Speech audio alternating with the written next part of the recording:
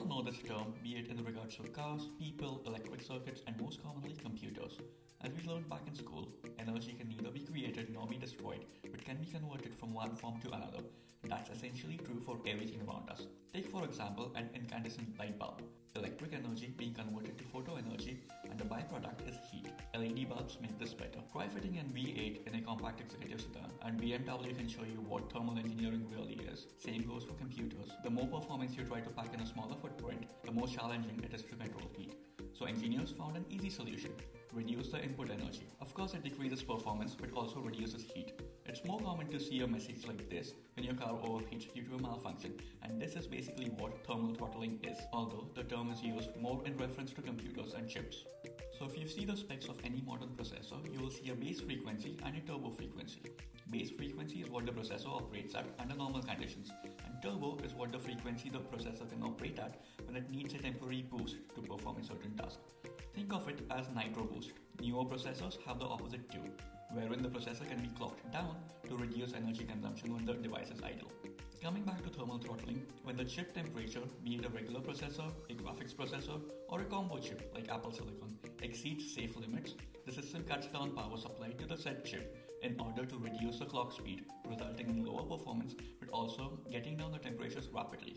If this is not done, the chip will overheat, causing your system to freeze and crash at the least, and in the worst cases, cause permanent damage. Thermal throttling is performance enthusiasts' worst nightmare. It's easy to prevent this from happening in a desktop system where space is less of a constraint, and water coolant is routinely seen even in mid-range PCs.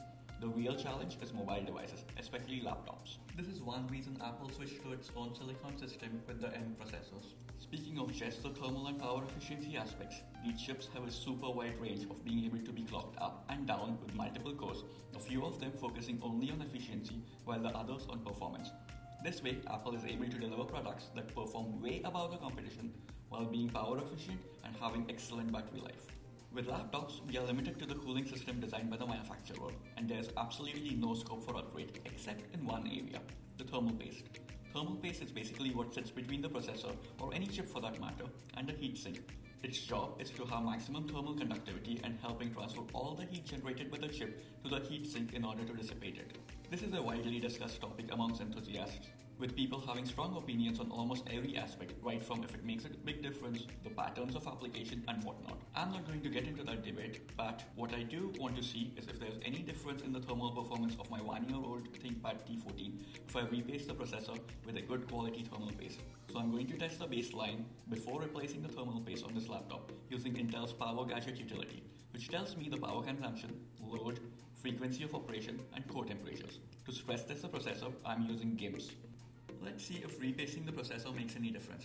I do not expect it to, but I did come across posts from people finding the thermal paste to be dry even on new laptops. After all, these are mass-produced machines, and some defects are to be expected. The original thermal paste on my ThinkPad seems really good actually, and makes me further believe that this is a futile exercise given the age of my laptop. I use Thermal Grizzly's Kyronaut, which has fantastic reviews, and more importantly, it's electrically non-conductive. So in case it does get around places that it's not supposed to be, it won't short something out. As expected, the idling baseline remains the same. It's wrong to call this the idling baseline since I'm running this ridiculous screen recording utility of Microsoft's App Store, which gives you no option to remove the watermark. No, they don't want any money to give you that option, they just want the whole world to know that you use this free app. Terribly foolish of me not to have checked until I had all my benchmarking done. So now me, and also you as a viewer, had to live with it. Running GIMPs again gives us the same results as before, confirming my hypothesis that it's not worth repasting the processor on a relatively new ThinkPad. If your device is a couple of years old, it may be totally worth it.